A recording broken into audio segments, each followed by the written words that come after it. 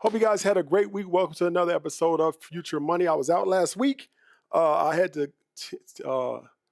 I was at Harvard Business School learning some new skills and some new ways to either present information and also new ways on how to look at the world. Met a lot of great people. So give me a second. So I apologize about that, but we are back live and we're back discussing some of the big movements in crypto and also in this tech stock market. So we got a great day to start. So give me a second. Let me get my notes here. So first thing I want to talk about, where's the box at? Oh, so it's not here. So don't worry about it. Click the Bitcoin chart. So let's talk about Bitcoin first.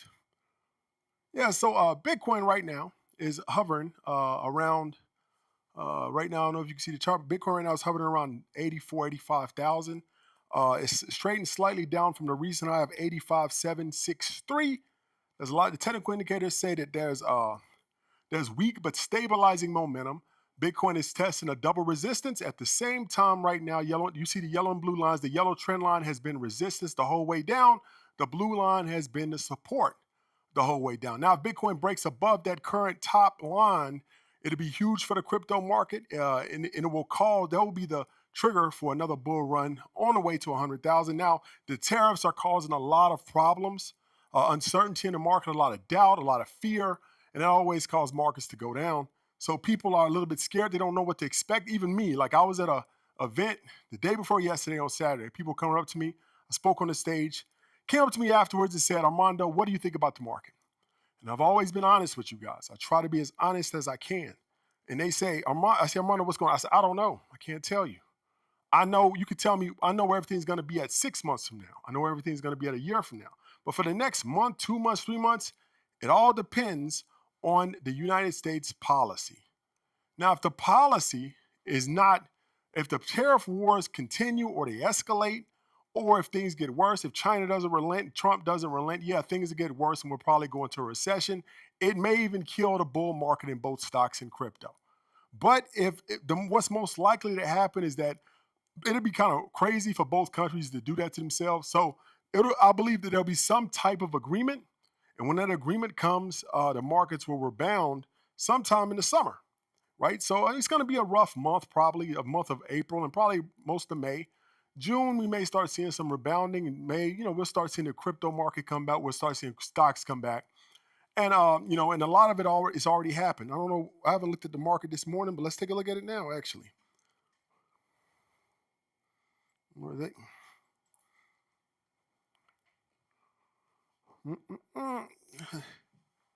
So I've actually been late this morning. So I was a little late starting the live. I apologize, but got a lot going on. I still got a book due May 1st, so I got a lot going on. The market is actually doing pretty good. It's coming up. So, but yeah, it's actually doing pretty good. Because Trump did actually make deals with, I believe, 50 countries. China and the U.S. is still going at it over the tariff wars. But like I said, I believe that will be one or both will have to relent soon. And I think hopefully this will be a short-lived tariff war. The U.S. will come up on top. The other countries hopefully will also get some kind of perceived benefit. Both parties will win. And hopefully this will be over and we can be back on the track to both the crypto and the stock market bull run into the summer. We can make a lot of money. We can change a lot of lives. So hopefully it's short-lived. So you have to be prepared. You have to prepare to go through at least 2 months of this, though. Maybe, maybe it's next week. I don't know. I can't tell you. Sometimes in trading, sometimes in stocks, all you can do is stop, sit back, and observe. You can't really make any moves. You don't know what's going on. You can always dollar cost average in, but any kind of big moves, you have to kind of wait. You dollar cost average in always works, especially in down markets. So, so it's just we have to sit and wait. So market sentiment is still pretty high compared to what the market is doing. Analysts all remain optimistic about Bitcoin. Predictions suggest that Bitcoin could reach between 200,000 and 2025 still. Still the factors of not nationwide, state-by-state adoption in the U.S. and also countries all over the world adopting Bitcoin. And also increased institutional interest. Now, I do a podcast called Crypto Trends, with Robert Krook, right? So me and Robert Krook both have these predictions of Bitcoin between those, 180 and 250,000. Now, my business partners, people that we work with, they don't understand the market like we do. So they come to us and say, why do you keep saying Bitcoin's going to 250? You're going to get in trouble. People are going to be angry at you. People are going to say that you didn't know what you was talking about when Bitcoin doesn't move. Now, I'm not going to sit here. I'm not going to sit. This is what I believe. What I tell you is what I believe. People even accuse me of being paid by XRP to push XRP. It's actually a lot of people saying that online right now because I'm one of the biggest proponents of XRP. Now, you have to understand, if I was being paid by XRP, I would tell you I was being paid. Why wouldn't I? Because you could get paid by something and still believe in it. I wouldn't take money from a company that I didn't believe in. I would never do that. I can show you my inbox right now. My inbox on both X.com, Twitter, it used to formerly Twitter, Instagram, and YouTube right now. Any given day, I'm offered between $20,000 and $100,000 to promote cryptos. Any day, I can make $100,000 a week if I wanted to, but I would kill my credibility and I would kill my internal morality. I couldn't live with myself. I couldn't look myself in the mirror, but I would have $100,000 a week. Now, my integrity is more important than that money. And some people they think what they would do. If it was me, I would take it. So he must be taking it. See, there's a lot of times people put themselves in your shoes and they accuse you of doing what they would have probably done. Now, money's important. I love money, but money is not the center of my life. And, it's not. It's like money is a good thing to have. And I'm not telling you guys that you got to get it. You have to build your wealth up because wealth is a tool that can do a lot of things. But I'm not going to, your morality and what you feel about yourself, how your kids look at you, how your friends and family look at you is a lot more important than that. And you have to secure that and make sure that you can't walk around being a scumbag. Who wants to live like that? But I believe that Bitcoin's going to 250. That's why I'm going to keep saying it. I don't care what anybody says. You need to stop saying it. I don't care what anybody says. I'm going to keep saying it because that's what I believe. Now, if it doesn't hit, it doesn't hit. I've been wrong before. I've been wrong so far on Ethereum. Ethereum's way down compared to what I thought it would be at by the time, this point in this year. Excuse me. So we got 1,100 people in here, but we only have 13 likes. So I need you guys to like the video. Please subscribe to the channel if you haven't done so already. And please drop a comment. Please let your friends know about the show. Also, we got super chats on there. If you like what we're talking about, you've been making money with me, drop a super chat. Also, the CNC is open. We have a new app on iOS right now. You can download the app. You can't log in because we haven't got that far yet, but the app is live. CNC University is also part of the CNC group. So that's what we make a lot of money in the CNC. We have stock and crypto setups. We have classes for everybody to take. We have live events. We have a community. We're adding real estate in there. So a lot of people have changed their lives with the CNC. If you want to join the CNC, go to jointhecnc.com. Somebody put it in the chat for me. Jointhecnc.com, and you could sign up today. Right now, it's $97 a month. Once the app is actually launched, it's going to go up to $187, $197 a month. So you can get it now, lock it in forever. You can also pay by the year and get a 40% discount. So I need you guys to at least like the video. We got 13 likes, but 1,100 people in here, so we need a lot more likes.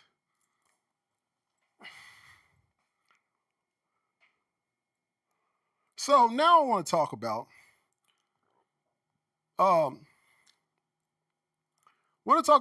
Trump. I should have put that picture back up there. Trump is meeting the president of El Salvador in the White House today.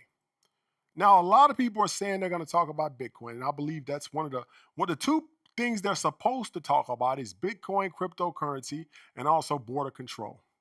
Because there's a problem with El Salvador. I don't know what's going on with that because I focus on crypto, I focus on finance, I focus on tech stocks, focus on technology. So the other stuff I don't really keep my finger on the pulse of that other stuff. But the president of El Salvador is meeting with Donald Trump at the White House to discuss Bitcoin, border patrol. El Salvador, under the leadership of this president, was the first country to adopt Bitcoin as legal tender. and now holds over 6,000 Bitcoin worth over $566 million. Now, he's also committed to buying a Bitcoin every day for the rest of the time that he's president. Trump has recently called for the U.S. to become a global crypto capital, and the president of El Salvador has publicly predicted that, I gotta turn this audio off.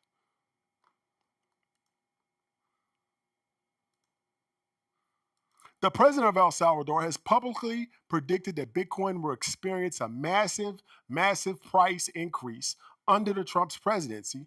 And that's why all those predictions add weight to this meeting today and the potential impact on the United States crypto policy. Now, game theory is starting to take effect. Game theory is something that a lot of proponents of Bitcoin and cryptocurrency say will happen over time. That means that everybody, every country, every individual, every institution will eventually have to accept Bitcoin. We saw that GameStop now is going to start buying Bitcoin. Every company, every individual, every bank, every institution will eventually be forced to buy Bitcoin, be forced to hold Bitcoin, be forced to transact in Bitcoin or XRP, or any other crypto. If a country starts to become successful using cryptocurrencies, other countries will not be able to miss out. That's game theory in a nutshell. That's how game theory works. Nobody wants to be last, especially when money and power are on the line. The more countries that use Bitcoin, the harder it will be for others to say no. Eventually, every country will be forced to jump in just to keep up or they'll fall behind. And that's game theory in a nutshell. Actually, it's a whole, people go to school. If you watch A Beautiful Mind, John Nash in that movie was one of the biggest modern forefathers, I should say, because there's ones, John Locke and all them were a lot farther back. But he was one of the modern forefathers. Well, he was a forefather of modern economics. That's a better way to put it. That movie, A Beautiful Mind, is about how when he went in there and he, in the bar and he saw that woman and he said, well, the best thing for us to do is we all go for what's best for us, and then we'll get the girls or whatever. That's actually a principle of economics that where each individual that does better for themselves also does better for the group. That was an example or an analogy of that principle that he actually was an author of. So, but that's game theory, is that everybody will act a certain way in a system.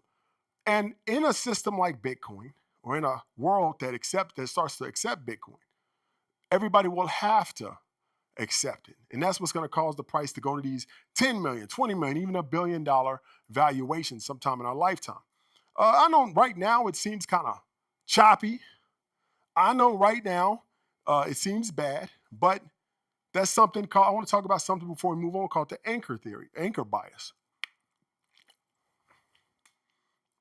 Now, I need you guys to like the video. Please subscribe to the channel if you haven't done so. Drop a super chat if you haven't done so. But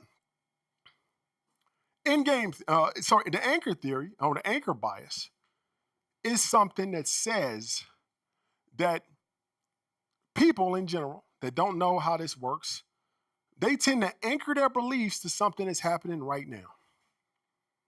So whatever, like in basketball, it's a good example. If a person comes down and hits 3 threes, and it comes down to 4th time, people expect that person to make that 3, because whatever people's predictions of the future is always based on what's been happening. And if you don't know better, if you don't have education, if you don't know, that's why you will see the world. That's why people, when the market drops, they panic. That's why when it goes up, they get greedy and start buying, because they feel like it's never going to stop. Now, it always stops one way or another. It always does stop. But people don't know that. They don't understand how they think. So they tend to make mistakes whenever the market's down. They feel like if you listen to the news will tell you it's over. Every time there's a drop, the news will basically scare the hell out of you to believe that it's all over. You might as well get out. You gotta be careful with the news. But the anchor bias will make you believe that things will continue, and you'll panic, you'll sell, you'll do a lot of bad things. You have to understand that that's happening to be able to control it. Now it happens with me. I've been doing this for 15 years. And these types of bias I tell you about, it happens to me too. It happens to every trader. It happens to Warren Buffett. But Warren Buffett is smart enough to say, I know what's happening to me, and I'm just going to dismiss that feeling or emotion, and I'm going to stick with rationality. And that's how he makes his money. Everybody goes through this. You think everybody goes through this. Everybody goes through these emotions. They just know how to control them and also how to dismiss them. That's the key difference. Now, let's talk a little bit about XRP and Ripple's $3 trillion move.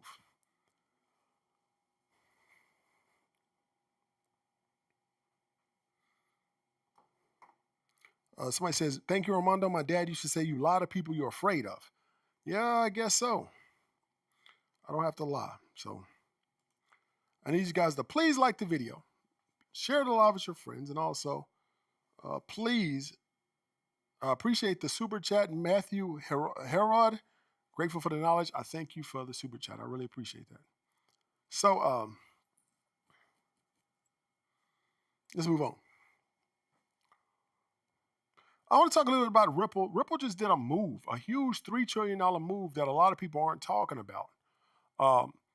And a lot of times whenever an asset starts to do well, there are these things that happen under the surface. And the thing about, we talked about the 4 phases of the market cycle. We got accumulation, markup, distribution, markdown. Sometimes they're shortened. It could be within a month. It could be within a year. It could be over 5 years.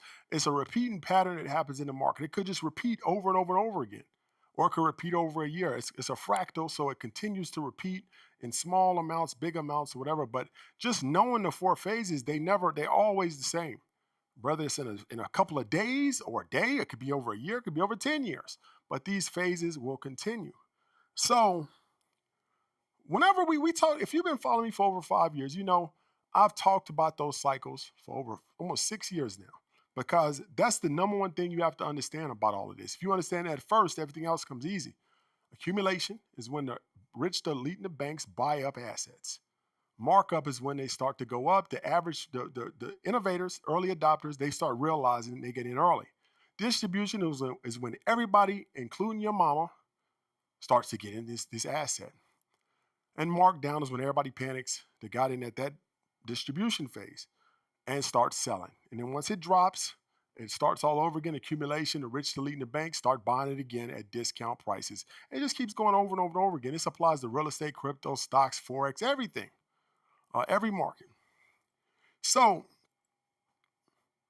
in accumulation, you see weird things happening. The news tells you crypto's dead.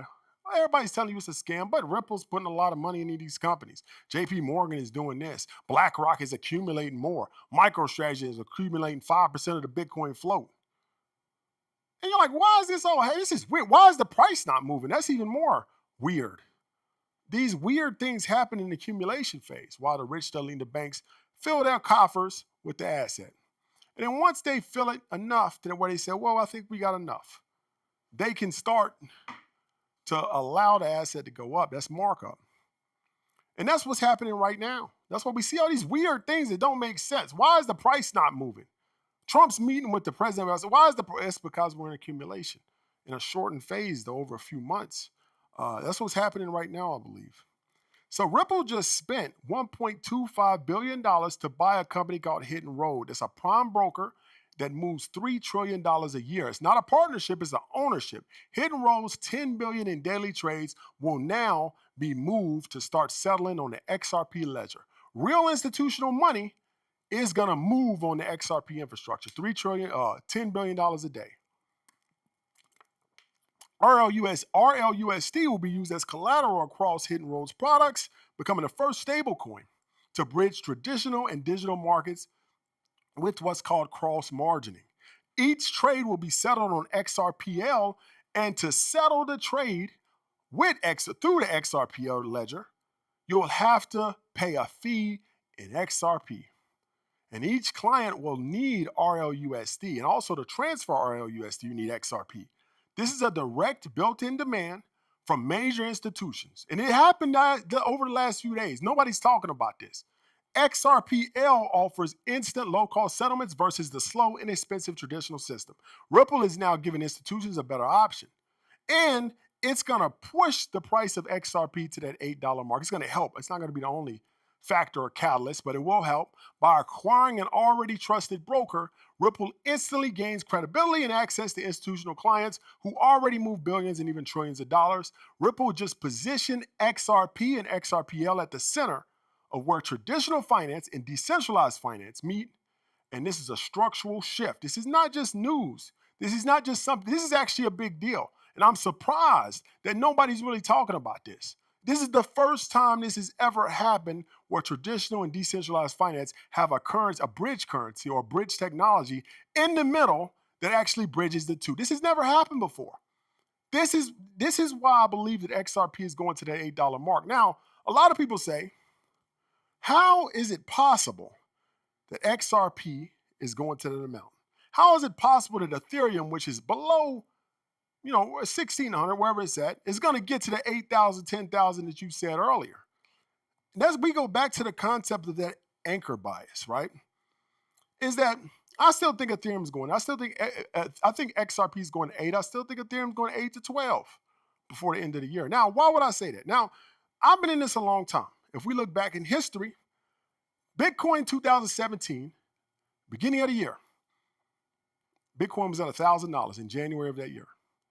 I remember back then people were saying that's high as Bitcoin can ever get. Bitcoin's upper limit was 1,000 because of market cap, because that would make it more than all these stocks. Bitcoin at 1,000 put it ahead of a lot of the stock market and a lot of brands that you know. The market cap was bigger at $1,000. Right now, Bitcoin's market cap is almost as big as like some huge, almost big, like it's big as most major companies now. But there was at that time it was bigger than like 30% of companies when it reached 1,000. People say there's no way Bitcoin could be worth more than these companies. No way. And they said it was market cap concerns that Bitcoin can never get there. So we got a super chat, XRP ETF, not a US product, not looking good. What do you think? Yeah, there'll be a XRP ETF in the next year. I strongly believe that. And I appreciate the super chat. So Bitcoin was 1,000 in January of 2017. By the end of 2017, it was 20,000. People never would have expected that to happen. A 20 times increase in 1 year. And all we're asking for with XRP is a 4 times increase. All we're asking for with Ethereum is a 5 times. All we ask for with Bitcoin is a 3 times increase. It's not even that much. And then people say, well, that was 2017. That's a long time ago. That doesn't happen anymore. Well, let's go back to the last cycle, 2021. Solana, 2021 started out January at 150. By the end of that year, it was 260, 170 times growth. Now, we're not asking for 170. We're not asking for every dollar we put in to turn to 170. All we're asking for is Ethereum XRP this year to get to $8 to $10. All we're asking for is Ethereum to get to $8 to $12,000. All we're asking for Bitcoin is get to 250. These pale in comparison to what these things did before. Now let's talk about another one, Avalanche. Now we're not gonna talk about meme coins. We're talking about main staple coins that are in the top 20. Avalanche 2021, it was 350 in January. By the end of the year, it was 146, 40 times returns in 1 year. Now, all we're asking for, we're not asking for 40, we're asking for 5 times, 6 times. Polygon, Matic, they ran into some trouble recently, but back then in 2021, it was a cent. In January, by the end of that year, it was $2.70, a 270 times move. And all we're asking for is 3 with Bitcoin, 5 with Ethereum, and 4 or 5 times with XRP. When these things start to move, they move fast, they move crazy, they move unexpectedly. People are shocked when these things happen because, once again, of the anchor bias is that people cannot, whatever's happening now, they cannot see the future. They can't see past today. But the people who can see past today are the ones that make the most money. We got another super chat. Do you see XRP going to 20 this cycle? If XRP goes to 20, it'll be sometime next year. It could go to 20, but my target this year was 8 to 12. But it could go to 20. I don't know. But if that happened to be sometime in 2026, but it could. I could be shooting too short. But remember, I said these things back when XRP was like 20 cents. So I could be shooting too short, but I'm going to stick with my initial prediction. Somebody else, Wealth Being, I appreciate the super chat, Boki. Wealth Being says, wanted to say thank you again, XRP, XCN, AMD, and NVIDIA for the big win on Thursday. Yeah, so if you don't know, we talked about last week on Strategy Sunday on Instagram. We said that NVIDIA was a great play. It was at 83. It's almost bound to come back. It went back up. I think it's at like 1 to 110 right now. So we made a lot of money by predicting that it was going to bounce back. So I appreciate you. And if you made money with that play, you can drop a super chat. So let's move on. So I want to talk one more thing about cryptocurrency. Then we're going to move on to AI stocks. So there was a big crash yesterday in Mantra. Mantra is a crypto project focused on tokenizing real-world assets and they built it on the Cosmos blockchain. It recently launched a $108 million fund to support its ecosystem. It was actually one of the top performing tokens this cycle until that token crashed 90% in less than an hour. After that happened, people panicked. Allegations emerged that Mantra's team dumped 90% of the supply, sending almost $600 million worth of the tokens to the exchanges. The project's official Telegram group was deleted. Key team members reportedly resigned or quit. They sparked that widespread claims of a rug pull. The team says the drop was by forced liquidation. It wasn't their fault. They didn't do it. It was some other investor. Some of the people on the team were linked with past frauds, and suspicious token control was rampant, and they have raised serious doubts. Analysts compared the crash with the infamous Luna crash that happened a few years ago. Now, this is the danger of investing in cryptocurrency. That's why I stick to a few that I know, and any coins like that I will be very, very careful with. Now, I'll still invest, but I'm not going to invest large amounts of sums in those money because this is becoming a problem in cryptocurrency. And because of that's what really got me mad about the Trump coin and the Millennia coin. Because I was hoping that this new administration would clean up crypto, but now that Trump and Millennia has done it, they've opened the doors for scams. You can't even get in trouble for this no more. So what do you think is going to happen? It's going to be so many people who do this that it's going to almost kill the credibility of cryptocurrency. But I believe eventually they'll have to stop it because once crypto's retail investors come in, once the hype is high, this will be rampant. You have to understand that. You have to understand that anybody can create a cryptocurrency. You can go to Fiverr.com. Fiverr.com. You can actually I'm gonna do it right now. I don't know if you can see it on the screen. Let me see. I'm gonna show you because I want you to know.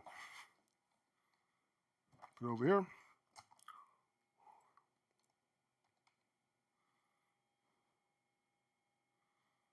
Where'd that pin go? Must be on buy it. I go to Fiverr. I don't know if you can see the back, but maybe you can.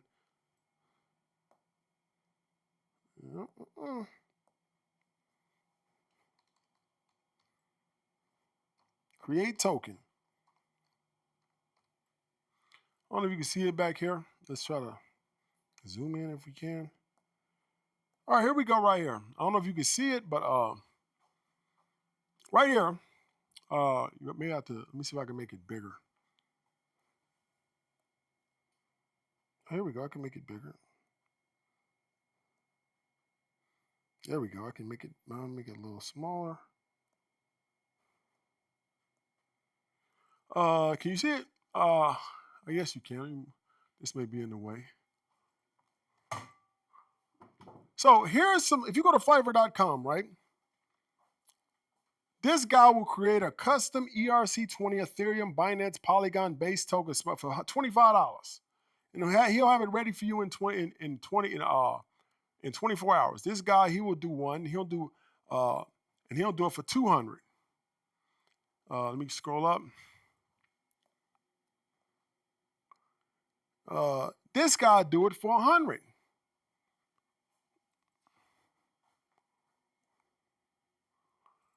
And this guy here, he'll do it for 100. He'll actually create the white paper for you too. But this is how easy it is to create a token. You tell this dude, hey, I want a token. This is what I want. I want this many tokens. I want it to be called this. And put it on Binance. 24 hours, the dude will have a token for you. And then you go out and you start to promote it as the next token that's going to change the world. People buy it. You rug pull and you get out. You also can do it on other sites out there where you can just type it in. Fun Pump is one. I'm telling you this because I want you to understand how easy it is to do this. It's very easy to do this. It's not hard. And that means that you have to be careful when you invest in cryptocurrency. You actually got to be careful when you invest in stocks too, because some penny stocks are like this too. So we got to, We got a super chat, $20. I appreciate you, Guyver. Thank you, Armando. I bought XRP at 45 cents because of you. I have 10,000 coins and sold some change. It changed my life, paid off all my bills, debt that I owed, catch up my rent. Now me and my wife can start our assisted living business. I really like to hear that. Also, I think it was smart that you paid off some debt with the money instead of going out and having a fabulous vacation. That's a very smart thing to do. Paying off debt actually sets your life up to you're able to take more risk. Now you can take the risk of starting an assisted living company or assisted living business. And that's what paying off debt does for you. When I first got my millions in 2017, I took the money and I paid off my house. People, oh, that's stupid. You could have took that. I think my interest rate was like 3.5%. You could have took that money and you could have put it into the S&P 500, made 9%. Well, you're stupid. No, because it's more to the wealth game than just numbers.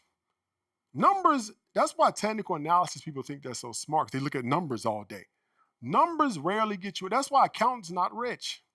How many accountants do you know? There's some accountants out there that are rich. Most accountants are middle class. If being a bean counter and understanding fractions and numbers got you to be wealthy, all accountants would be rich. But they're not, because there's another factor. And when you pay off debt, you set yourself up with the ability to take more risk. And people, when I did that, people said I was crazy. But I said, look, what I'm doing mentally is I'm paying off my main house. Now I know I have a house that I can fall back to. It's a retreat zone. So now, and I actually paid off that house and then bought another house. And now people say, why? Because now I could take risk. Because the worst thing that can happen is I just move back to that other house. Mentally, I can take risks. I can step out on the limb further than I could have before. And that confidence actually will make you more money than the difference or the arbitrage on the price that the money you could have put into the S&P 500. So if I would have put the house back then was like 250, I owed like 200 on it. So I would have put that 200,000 into the S&P 500 at 9%. That's $18,000 a year I would have made.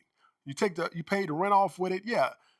18,000. But the ability for me to take huge risks because that house is paid off can make me 100, 200, 300,000 more a year.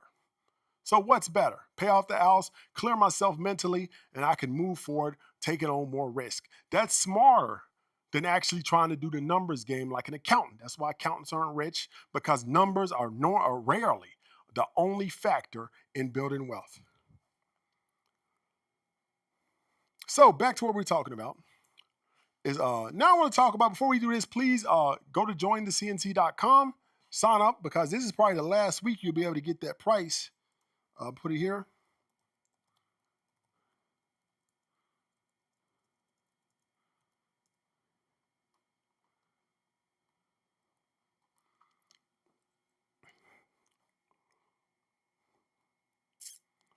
Now, I'm not putting down accountants. Some of my best friends are accountants. But I'm just giving you an example about how accountants aren't all rich. They know numbers, they know money, they know the tax rules, but why aren't they all rich? Because there's another factor that they haven't grasped yet.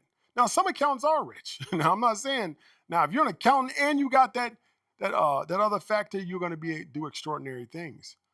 But it's something else to it. And like I said, I know people that are complete idiots that make a bunch of money. And I've said that before, idiots.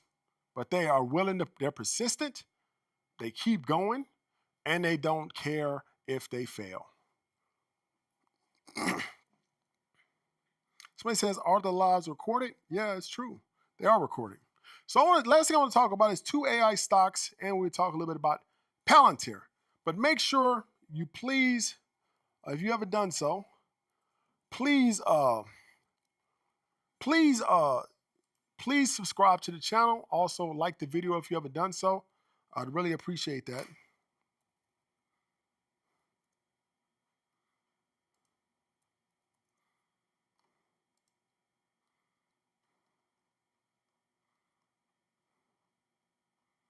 Give me 1 second.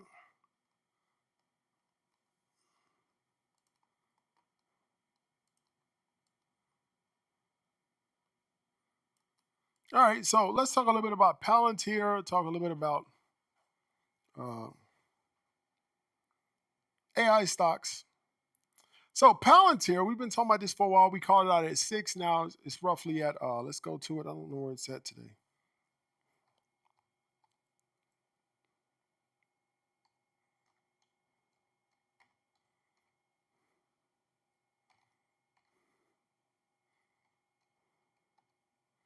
I said 92. Actually, it's doing pretty good. But the reason why it's up today is because NATO just bought a powerful AI system from Palantir. Now, if you know, Palantir does do government contracts. They work closely with the military. NATO is a U.S. ally, more or less. I know it's not really a country, but it's still United States is involved, and they allow certain sales to NATO.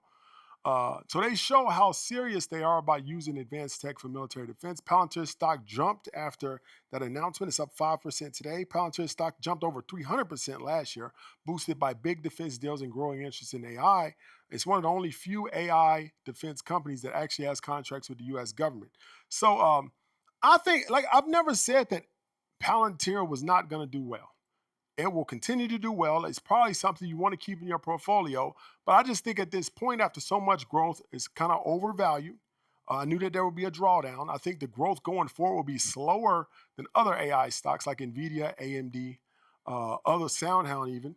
But I'm not saying it's probably going to be bigger than the average stock in the market. Palantir will probably grow faster than the average stock in the market. That's why I say don't get rid of it. But I'm not adding to it much anymore. I haven't sold my Palantir yet, but I think it's a good thing to hold for. But I think dollars going forward would be better off in something like AMD. AMD right now. AMD was down for a while, and I think AMD was unfairly not added to the AI boom, even though AMD is very similar to NVIDIA. And I don't know, but I just think that they're not as well known. They had some management issues. But I think it's time. AMD's time is this year. Right now it's up 1%. It's at 94.63. Uh, but it's been down for the last 6 months. Actually been down, so it's actually an attractive valuation right now, right? So at this point, it actually got up to like 150, and I think we can go back to that. That's why I'm saying is that I think right now you could see a 50 to 60% return on AMD if you're able to get in now. Now, this is not financial advice, but this is something that I'm looking at. So AMD right now is 94. I can see it getting back to 150 by the end of the summer, maybe sometime early fall. Once the market picks back up, once the AI starts picking back up. So I think that could happen. And that's what I'm saying. It's a 54. I don't think Palantir is going to grow that much. It could. I could be wrong. But I just think that the probability wise, I think AMD has a better shot to get to 150 before Palantir does. And I'm not saying Palantir is bad. Another one I think is Uber. I think Uber has been down very, very undervalued for a long time. Uber has let me see where Uber's at.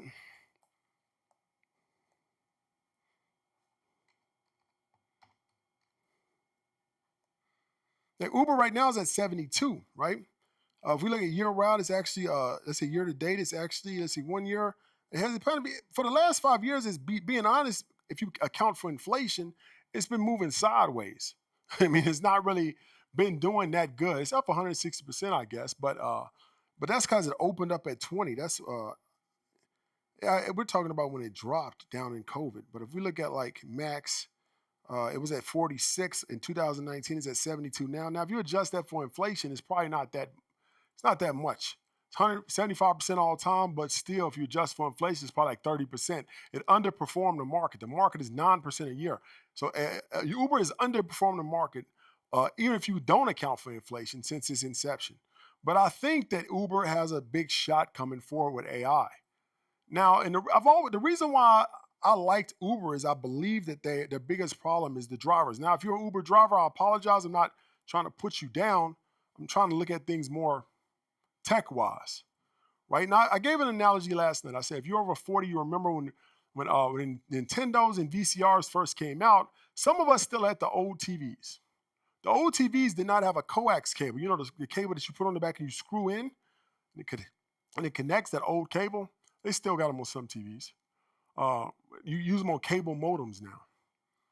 So they didn't have those. So what they would do is the cable company would give you an adapter. And the adapter looked like a Y, right? So the Y would have these two screw connectors. So you put the TVs, the old TVs had 4 screws, like screws you put out. And you had to connect something to the screws and you screw them down. There was a Y thing on there. So you put them on these 2 screws and you screw them down. At the end of the Y was a connector for that cable. It was an adapter.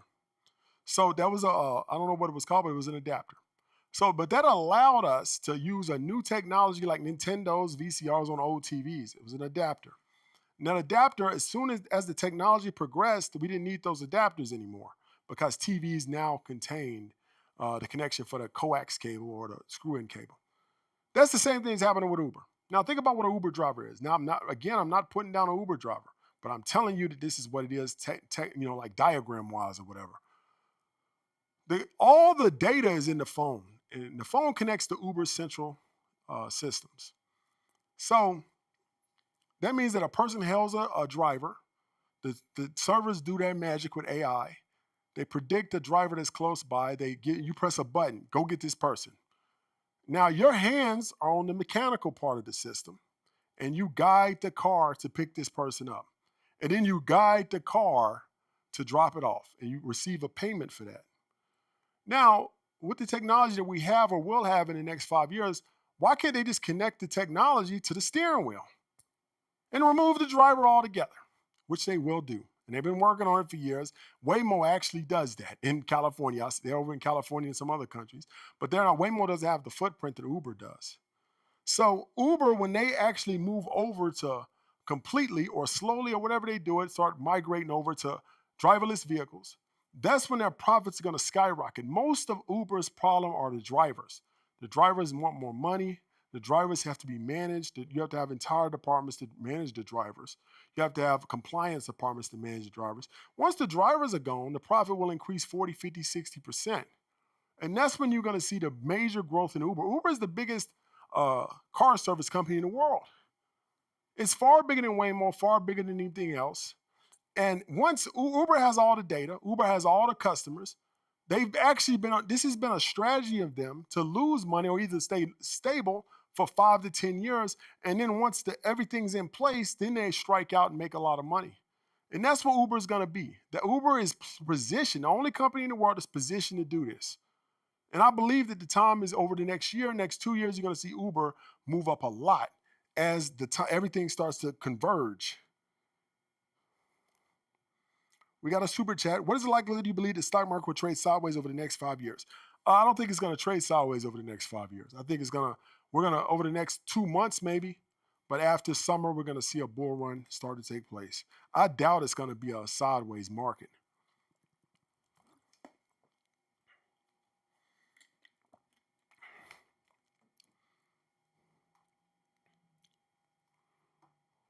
So,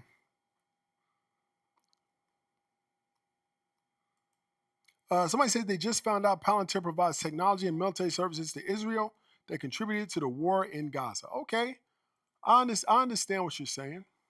But Nike also sends shoes over there.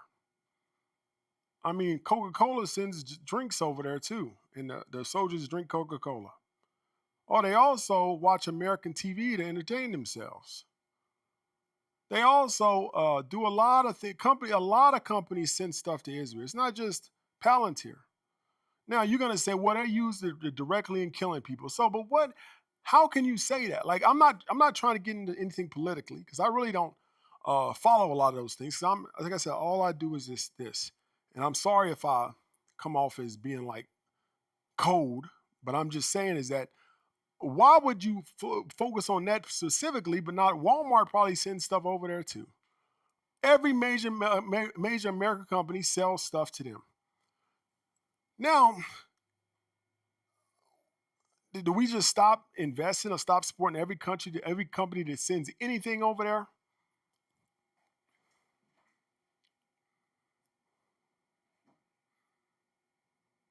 Somebody says, yes, but that's not the same. Yeah, in your mind, it's not the same.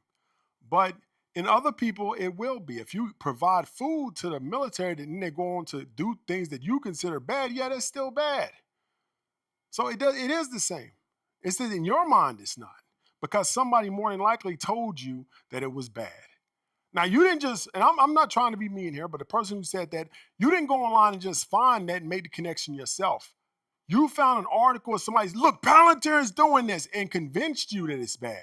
That's how a lot of people get convinced. They didn't just find a generic article that says, oh, Palantir sends stuff to Israel, they send it to this other country, to NATO, to this. No, you didn't find it. It wasn't a generic article. Somebody told you specifically that Palantir supports Israel. And then that triggered an anger response in you, and then you got mad. Most people don't think about this stuff independently.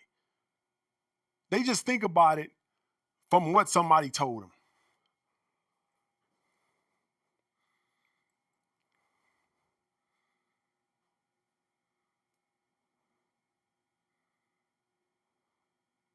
Somebody says, no, I just heard you say something about military and I looked it up. All right, well, I apologize. I didn't mean to.